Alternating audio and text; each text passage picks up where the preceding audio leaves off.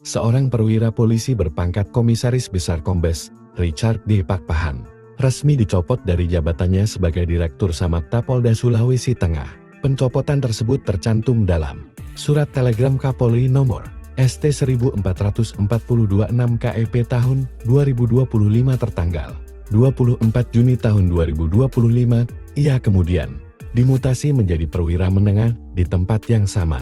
Pencopotan diduga berkaitan dengan insiden di Warkop Rumah Balkot, Palu, pada Sabtu 14 Juni 2025, di mana Kombes Richard diduga melempar telur panas ke wajah seorang pegawai Warkop berinisial CV17 hanya karena pesanan makanan tidak sesuai keinginan. CV juga mengaku mendapat pukulan di depan pelanggan lainnya. Manajemen Warkop menyatakan telah memasukkan Richard ke daftar hitam pelanggan sebagai bentuk sikap tegas terhadap kekerasan. Mereka menegaskan bahwa tindakan seperti itu tak bisa ditoleransi terhadap staf yang hanya menjalankan tugas. Insiden ini memicu kemarahan publik, terutama warga Kota Palu yang mengecam keras tindakan oknum polisi tersebut. Sejumlah pelanggan tetap Warkop turut menyuarakan kekecewaan dan menyebut perilaku Kombes Richard tidak mencerminkan etika seorang aparat penegak hukum.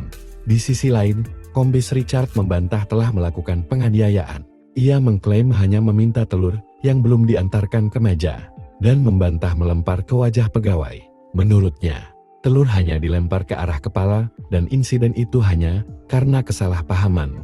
Meski demikian, publik menilai sikap klarifikasi itu tidak sebanding dengan dampak psikologis terhadap korban dan mendesak institusi kepolisian untuk bersikap lebih tegas terhadap aparat yang melakukan kekerasan, sekecil apapun alasannya.